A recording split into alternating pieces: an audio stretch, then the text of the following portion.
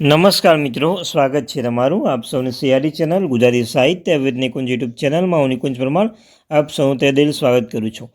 તો મિત્રો, આજના વિડીયોમાં વાત કરતાં પહેલાં મિત્રો તમને એક રિક્વેસ્ટ કરું છું। મિત્રો, અમે તમારા માટે આટલી માહિતી પ્રાપ્ત કરી છે ગમે તે પ્લેટફોર્મથી તમારા માટે માહિતી તમે મદદરૂપ થાઓ, તમને માહિતી તમારા સુધી પહોંચાડવા માટે અમે ગમે તે રીતે માહિતી તમે શેર કરી છે। મિત્રો, તમારી પણ ફરજ બને છે કે તમે અમારી આ ચેનલને સબસ્ક્રાઈબ કરી સાથે આ વિડીયોને પર લાઇક કરવાનું મિત્રો ભૂલશો નહીં। તમે નમ્ર વિનંતી કરું છું મિત્રો, વિડીયોને લાઇક અને ચેનલમાં નવા ચેનલ સબસ્ક્રાઈબ કરવાનું ભૂલશો નહીં। તો મિત્રો, આજના વિડીયોમાં આપણે ચર્ચા કરવાના છીએ કેન્દ્ર સરકારની જેમ રાજ્ય સરકાર પણ પેન્શનો માટે કરી મોટી જાહેરાત, 60 વર્ષથી ઉપરના પેન્શનને થશે ડબલ લાભ। તો ચાલો મિત્રો, વધારે સમય બગાડે વિડીયોની શરૂઆત કરીશું। વિડીયો શરૂ કરતા વોટ્સઅપ ચેનલ ટેલિગ્રામ બંને બનાવે છે, લિંક ડિસ્ક્રિપ્શન મૂકું છું, મિત્રો અવશ્ય જોઈન થઈ જજો।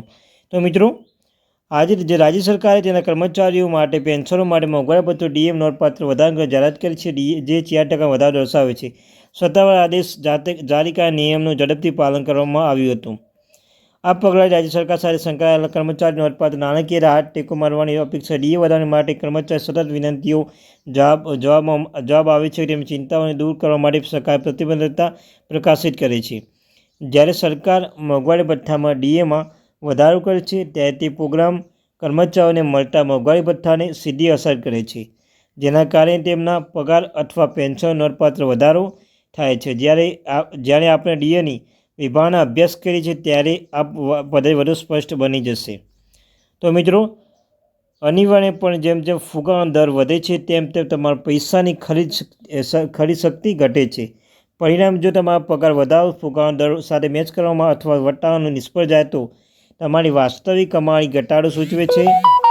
આમ ડીએ અને ફુગા વચ્ચેના સહસંબંધને સમજવાની બદલાતી આર્થિક પરિસ્થિતિઓને ધ્યાનમાં રાખીને ગોઠવણી ગતિશીલતાઓ સમજવામાં મદદરૂપ બને છે। ડીએ હાઇક ન્યૂઝ 2024માં આપણે એક મહત્વ અપડેટ કહી શકીએ કે દેશભરમાં રાજ્ય સરકારે સક્રિયપણે તેમના કર્મચારીઓ નિવૃત્ત કર્મચારીઓ બંને ડીએ વધારી રહ્યા છે। આ પગલાં મોટી સંખ્યા વ્યક્તિઓને લાભ થવાની અપેક્ષા છે, જે હોળીના તહેવાર પહેલાં સમયસરના સંકેત તરીકે સેવા આપે છે। સરકારી કર્મચારી અને નિવૃત્ત કર્મચારીમાં ડીએ વધારવાનું સીધી તેમના ઘરેથી પગાર પર અસર કરે છે।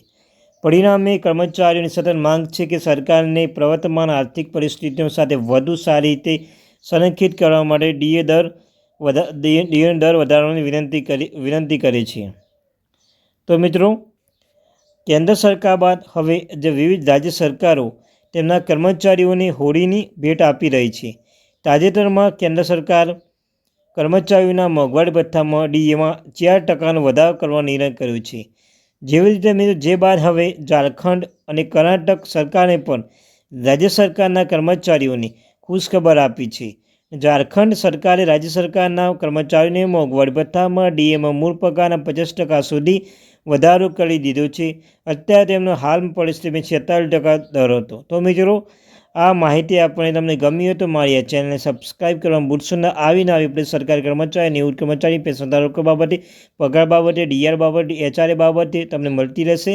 તો મિત્રો, મારી આ ચેનલને એટલે ગુજરાતી સાહિત્ય વિદ નિકુંજ યુટ્યુબ ચેનલને સબસ્ક્રાઈબ કરવાનું ભૂલશો નહીં। હું આશા રાખું છું તમને મારો વિડીયો ગમ્યો હશે। Thank you very much.